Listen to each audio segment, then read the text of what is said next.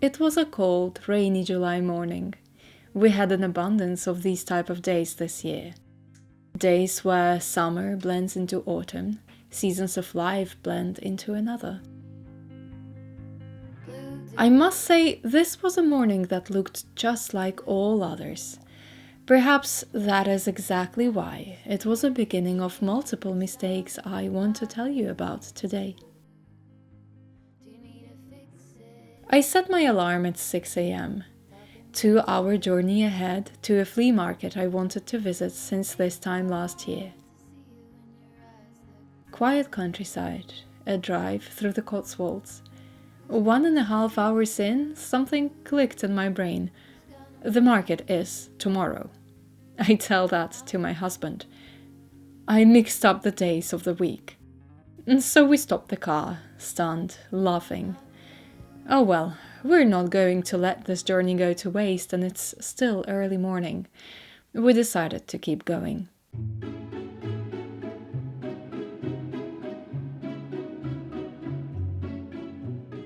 Another hour and a half later, we found ourselves in a small, picturesque town in Wales, just across the border. You might know it as the town every reader aspires to visit once in their life. A bookish town called Hay-on-Wye.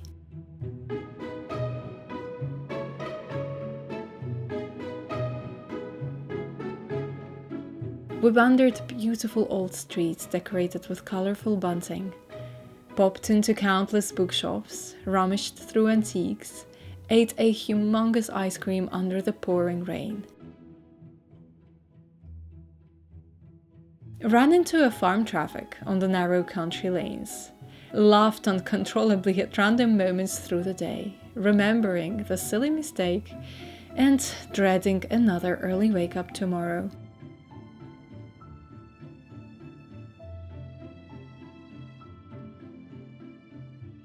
And then we repeated it all again next morning. Sunday, 6 a.m. wake-up, 2-hour drive. It was a mistake turned into an adventure. I wish all failures, big or small, seemed so easy to me.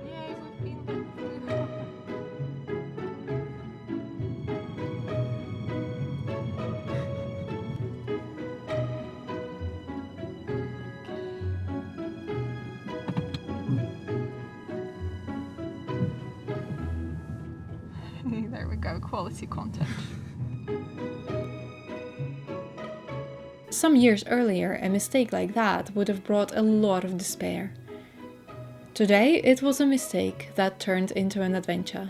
I wish all failures, big or small, seemed so easy to me.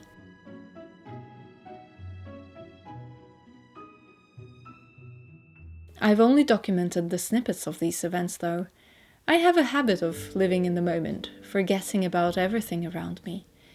Maybe that makes me a bad artist, content creator, filmmaker. I don't quite capture my emotions immediately. Don't let myself delve into the creative whirlwind of feelings. I live them instead, process and then tell stories post factum. It's good for a living, but it's not too good for creating, I must say.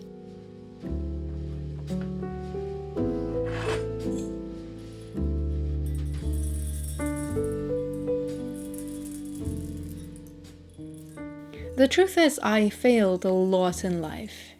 I'm spending the last few days of my 20s contemplating the past decade, digging through memories, feelings, traumas. Oh, I have a lot to share, but I will leave the larger details for later.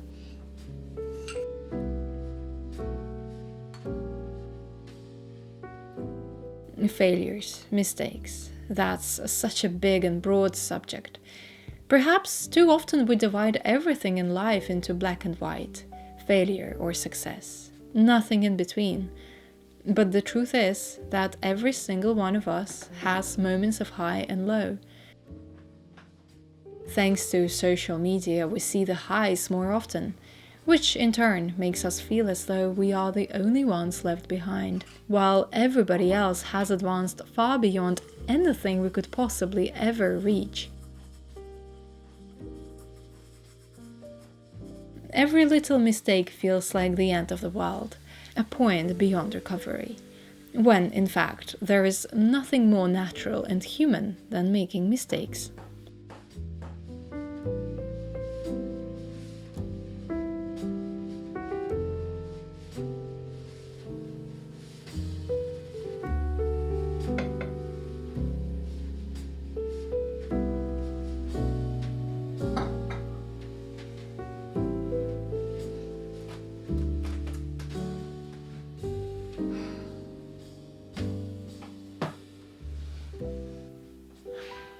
I have a bit of a problem. You know, I launched my print business about 2 weeks ago. Well, I must say things are not going as smooth as I thought they would. Mostly concerning posts and certain things that I have zero experience in.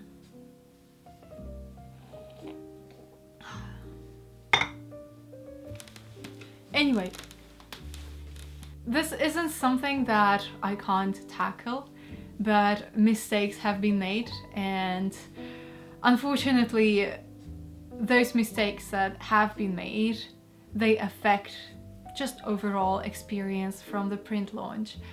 One thing I was not aware of is all of the taxes that concern shipping. You know, to this day, I was a freelancer. I was self-employed. I charged people, and then I filed tax return at the end of each financial year. With selling a product, it's a little bit different, and I am currently learning on my own mistakes. I am extremely grateful that everyone who encountered this mistake with me has been very patient and very understanding, and I am so grateful that this is the community that I have, that everybody just supported me and were very understanding about these issues. Apparently there is a VAT that countries charge, and maybe it is a common knowledge, but it was not the common knowledge to me. Last night, when I realized that everybody has encountered this issue, I was thinking about quitting. I thought that I'm a failure, I am guilty, I should not be doing any of this at all. I was feeling all of these negative feelings which almost made me quit. I had to really work through it, work through my feelings and understand that I am not guilty, I am not a failure, I am feeling guilty and I am feeling like a failure, and those are two different things. These feelings are so valid, but at the same time they are feelings and situations, and any situation can be dealt with, and even if it can't be rectified, it can be dealt with in the future. I can learn from this and I can make sure that these mistakes are not repeated again, which is what I'm going to do. For the past couple of months, I've been making these videos about my entire art journey, and this is not something that I was planning to do. It is not something that I was planning to share. But here I am, suddenly starting a completely new venture, suddenly starting something completely uncharted for me, and it just so happened that you have been present here with me. I feel very vulnerable sharing this journey at all, because usually you don't really see mistakes. Usually when people launch something, when people launch their new business, it looks like a success. It looks like people have everything figured out. I don't have everything figured out, and I've made so many mistakes already, but there is no other way to learn than to do it and to make those mistakes and to fail perhaps, and then figure out and continue doing things. A couple of months ago, I started documenting this journey of becoming an artist, even though just a beginner, then selling my prints, selling my photography, and deciding to sell some postcards with my art as well, and then making mistakes. And it is vulnerable and scary to share this journey with you. But I think somehow sharing this and making these mistakes on camera, although it sounds weird, but it keeps me accountable. I can't just quit. I already have other people involved in this. I already have people supporting me. I can't just quit. And making these mistakes, sharing my journey, it does help me to keep going.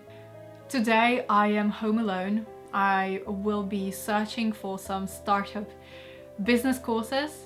There is one I found through the government website, so hopefully they will teach me about VAT and customs and shipping and everything I need to know about that. I don't know, maybe it's common knowledge, maybe it's common sense, but it was not common sense to me at all.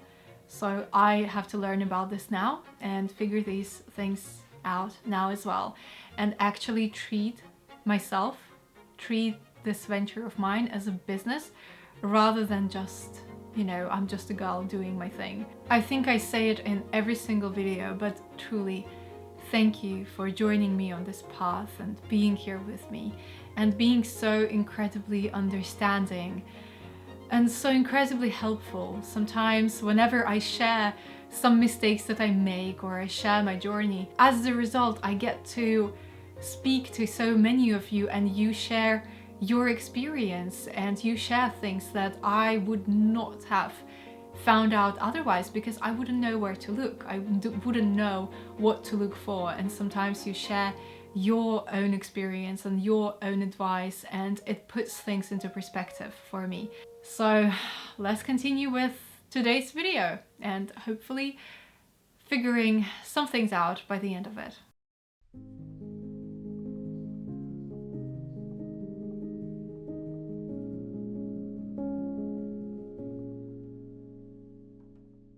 Perhaps the difference between me right now and me 10 years ago is that I learned to treat failures and mistakes like important lessons rather than catastrophes. Every mistake can either be corrected or learned from, which will help us to not commit it again in the future. Sometimes mistakes feel so bad that you jump into belief that there is no future. My initial reaction to the mistake that I made in starting my own business was to close it until further notice.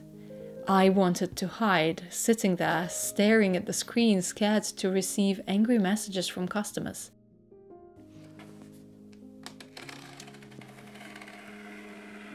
I wanted to quit so bad, and you know what? A few years ago, that's exactly what I would have done. I used to have this expectation from myself that whatever I start needs to work perfectly from the very beginning. Otherwise, it's not worth doing. Which is perhaps the most toxic thought one can subject themselves to.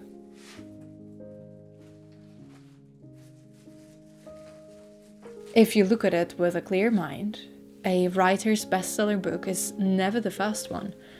Only they know how many words and sentences they wrote that never saw the light of day until this exact one succeeded. I love to think about This Secret History by Donna Tartt as an example. It was her debut novel, a bestseller book. But then if you dig into it, she spent a decade researching it, writing it, to create a well-researched story that it is. Someone's successful business might be a result of hundreds of failures. Someone's beautiful painting skills are the result of countless sketchbooks filled with silly scribbles and a bin full of torn paper. I sold my first ever product and encountered my first ever mistake of this kind. Is that the reason to quit? While I wanted to hide, dreading negative feedback, someone reached out to me with helpful advice, helping me come up with solutions which would prevent further mistakes.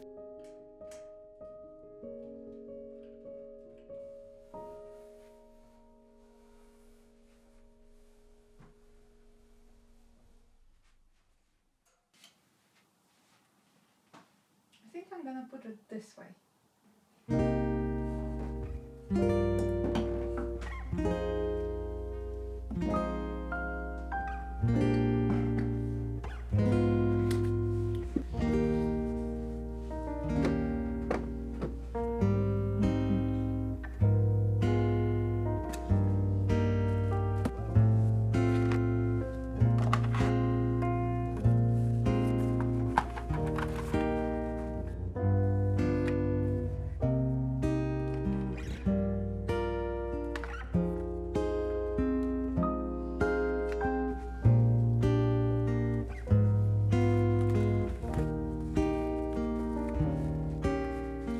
We live in a sort of success cult, I would call it, now amplified by the constant use of social media.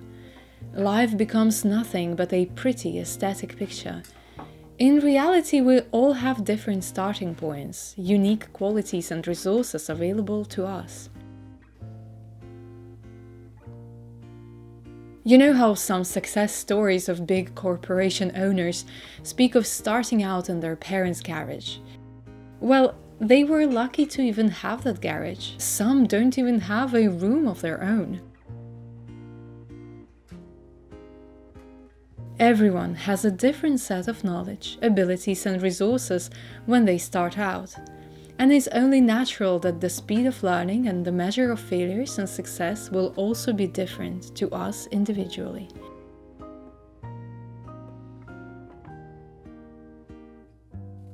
And we can blame the circumstances while checking in on what others, seemingly more successful people are doing.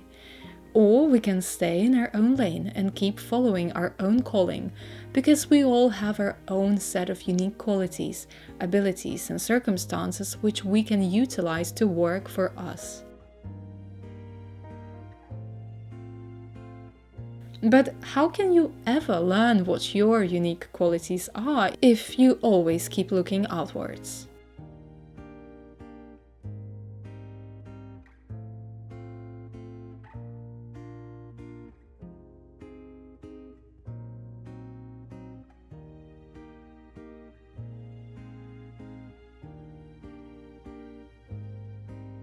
"10 years ago, I believed I can do anything. I blindly chased after whatever it was I thought I wanted, without knowing myself and my strengths. I just wanted to succeed, whatever that means." 10 years ago, actually, who am I kidding? Probably 2 years ago, I would have broken down in despair and tears if I found myself traveling for a few hours only to realize that I mixed up the days. I would have stayed at home the next morning and blamed myself for being a failure for the rest of the week. Yes, even something silly like that would have impacted me in a big way.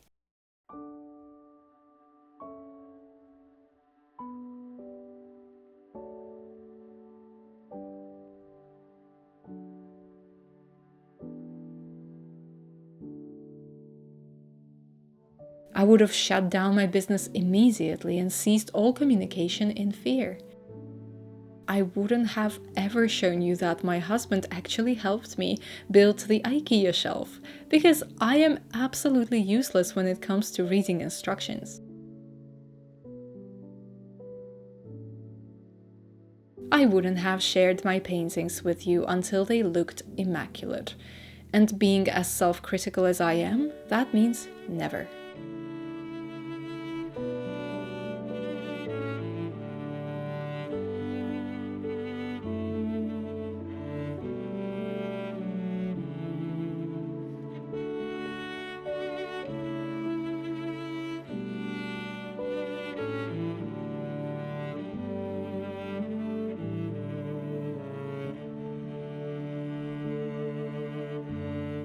The bottom line is, mistakes don't make you a failure. The only time you can ever fail is when you quit.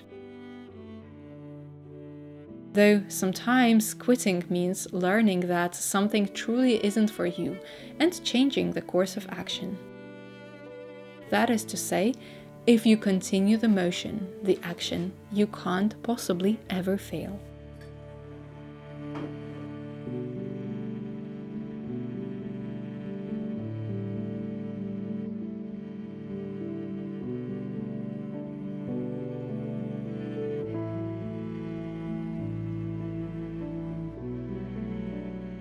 This video turned out much more serious than I initially intended it to be. I hope you enjoyed it and found some food for thought. I would love to know what you think. What is success to you? Are you afraid of mistakes? I can't wait to hear from you.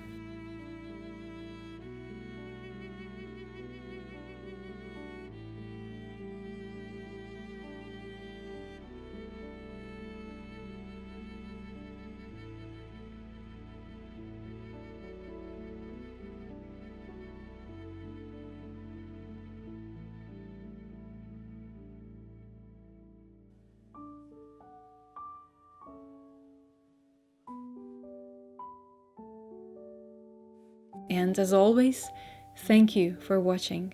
I will see you again next time.